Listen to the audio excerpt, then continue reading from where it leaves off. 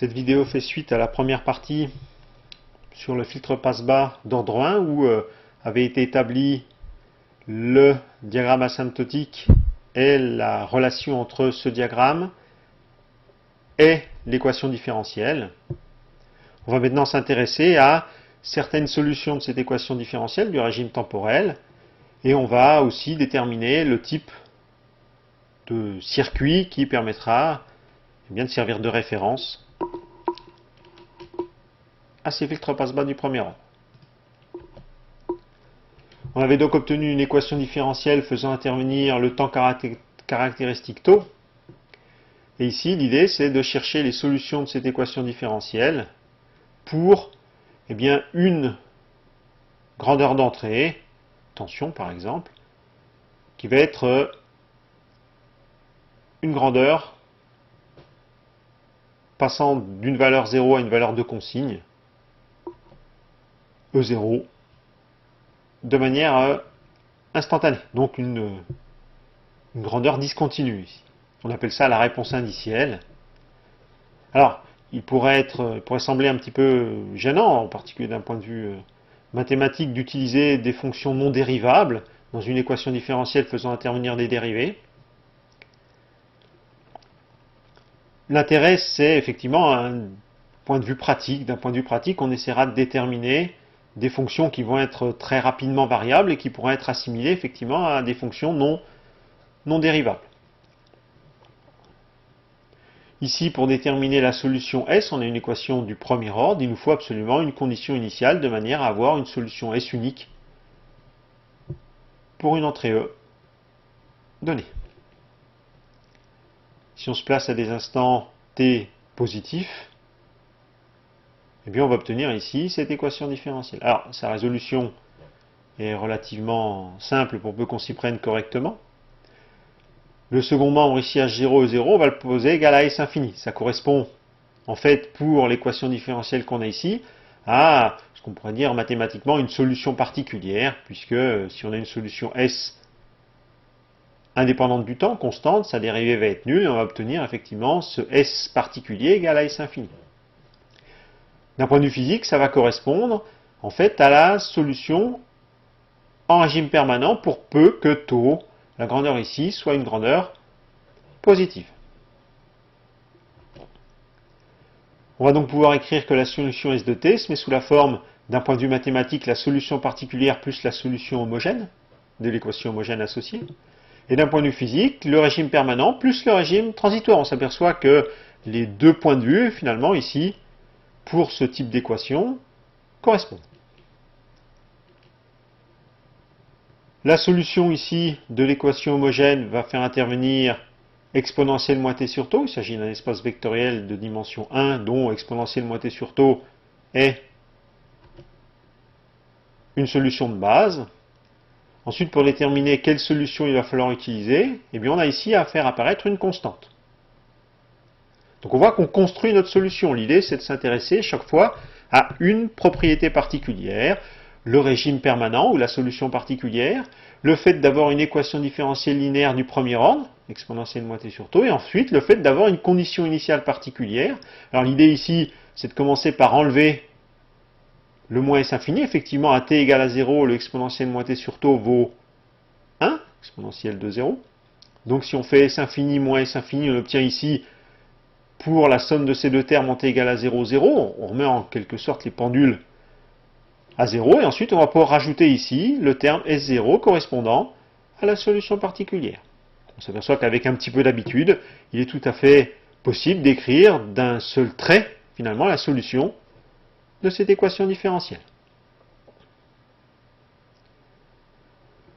On a assez souvent des conditions initiales nulles. À ce moment-là, S0 est nul, et on obtient ici ce S de t sous la forme S infini facteur de 1 moins exponentielle moins t sur tau.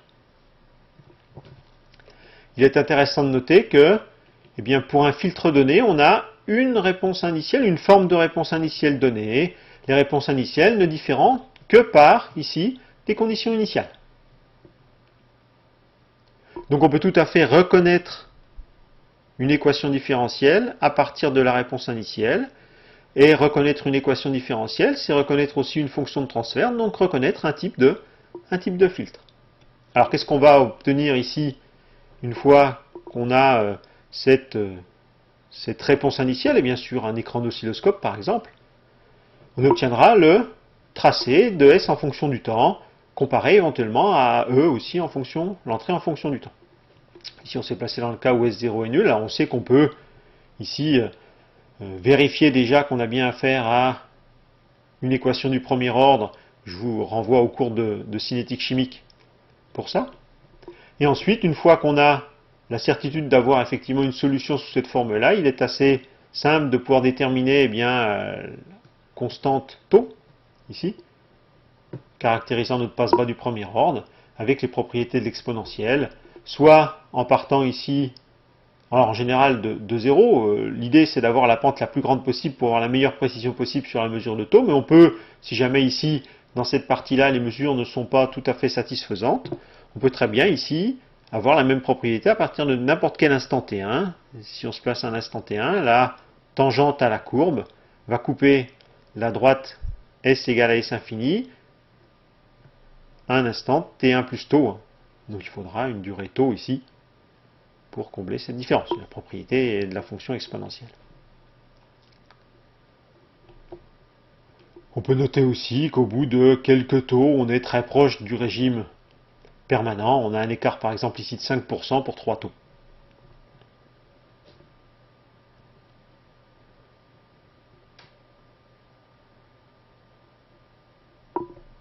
Une propriété intéressante du passe-bas du premier ordre, c'est sa possibilité de fonctionner en intégrateur. Si on regarde l'équation différentielle qu'on a ici, ça correspond effectivement à un intégrateur. S correspond à l'intégrale de E. Si on s'intéresse à la réponse fréquentielle, eh bien, on peut faire l'opération de tout à l'heure en remplaçant l'opérateur dérivé par la multiplication j ω en représentation fréquentielle, et on obtient la fonction de transfert, ici, h0 sur j ω sur ω0. Alors, on s'aperçoit qu'elle correspond à la fonction de transfert haute fréquence du passe-bas du premier ordre. Effectivement, le passe-bas du premier ordre a donc la même fonction de transfert haute fréquence qu'un intégrateur. Cette simplification dans le domaine fréquentiel peut correspondre aussi à une simplification dans le domaine temporel. Alors, il est assez délicat de négliger une fonction S de t devant sa dérivée multipliée par taux. C'est assez difficile de s'apercevoir quand est-ce qu'on peut effectivement le faire. La représentation fréquentielle nous permet de quantifier finalement cette opération. Si on fait le tracé de notre gain en fonction d'oméga 0, on s'aperçoit effectivement que la partie intégrateur, ici, correspond à la partie oméga plus grande que oméga 0. Donc si jamais on a des signaux E de t, ou S de t, le filtre étant ici linéaire, les spectres de E et de S vont avoir le même domaine de fréquence, les mêmes raies éventuellement en fréquence. Donc si ici on a un spectre qui est dans le domaine oméga supérieur à oméga 0, eh bien on peut considérer que cette simplification pourra se faire, oméga étant suffisamment grande vers oméga 0, pourra se faire pour toutes les raies du spectre, donc pourra se faire pour l'ensemble du signal S de t. Et à ce moment-là, on pourra dire que notre passe-bas du premier ordre se comporte comme un intégrateur. Le circuit de référence, on va prendre une cellule à diviseur de tension. On a ici une résistance en série avec un condensateur. La branche ici est prolongée juste pour définir la tension US. Il n'y a pas de courant qui circule dans cette branche. On peut donc ici utiliser un diviseur de tension classique, ZC sur R plus ZC, pour obtenir le rapport US sur UE. On peut aussi obtenir ce rapport en disant que c'est 1 sur 1 plus R fois YC. Et on s'aperçoit qu'on a effectivement, en posant oméga 0 égale 1 sur RC, ou taux égale RC, on obtient la fonction de transfert d'un passe-bas du premier ordre pour lequel H0 vaut 1. Donc en fait, ici, notre circuit de référence, c'est un cas particulier de passe-bas du premier ordre, mais il aura bien sûr le même tracé du diagramme en diagramme asymptotique que n'importe quel fil passe-bas du premier ordre, pour peu qu'on fasse le rapport H sur H0. Il a pour lui aussi la simplicité, on peut facilement réaliser ce filtre-là en électrocinétique. il est à noter qu'on peut le faire aussi en thermique avec une résistance thermique et une capacité thermique. À partir ici de ce circuit de référence, on peut établir la fonction de transfert, on pourrait établir aussi l'équation différentielle du passe-bas du premier ordre. Mais on a vu précédemment finalement que la façon la plus simple de représenter le passe-bas du premier ordre, c'était son diagramme asymptotique en gain. L'idée est-ce qu'on peut passer rapidement du circuit électrocinétique au diagramme asymptotique en gain? Alors, pour ça, on va utiliser ce qu'on a vu dans le cours sur l'électrocinétique, les circuits asymptotiques. Si jamais on a une pulsation qui est suffisamment petite devant oméga 0, on peut considérer que l'impédance du condensateur est beaucoup plus grande, suffisamment grande par rapport à l'impédance de la résistance en module. Donc on peut considérer que le courant I ici est défini simplement par l'impédance du condensateur. On obtient donc l'intensité I qui vaut UE multiplié par YC.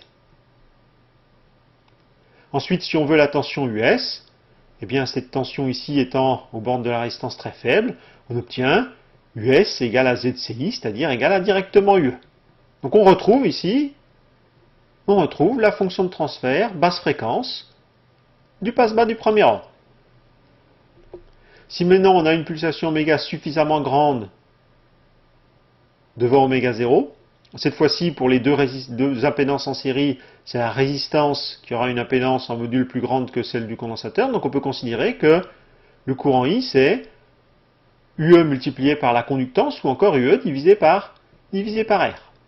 Si on veut obtenir la tension aux bornes du condensateur, on va tout simplement multiplier cette intensité par ZC. On aura donc US égale à ZC fois I, c'est-à-dire UE sur JRC oméga. En posant RC égale à 1 sur oméga 0, on retrouve la fonction de transfert haute fréquence du passe-bas du premier ordre. On s'aperçoit donc que en utilisant cette notion de circuit asymptotique, on peut directement retrouver, sans calcul intermédiaire compliqué, le diagramme de Bode asymptotique du filtre. Ce qu'on a fait ici pour le filtre passe-bas du premier ordre, bien sûr, on peut le réaliser pour tous les filtres. Une fois qu'on a le circuit, eh bien, on peut rapidement passer du circuit au diagramme asymptotique. Il faut donc utiliser cette partie du cours sur le passe-bas d'ordre 1 pour bien comprendre sur un exemple simple la façon de manipuler les filtres, leurs différentes représentations, fréquentielles, temporelles et sous forme de graphe, sous forme de circuit.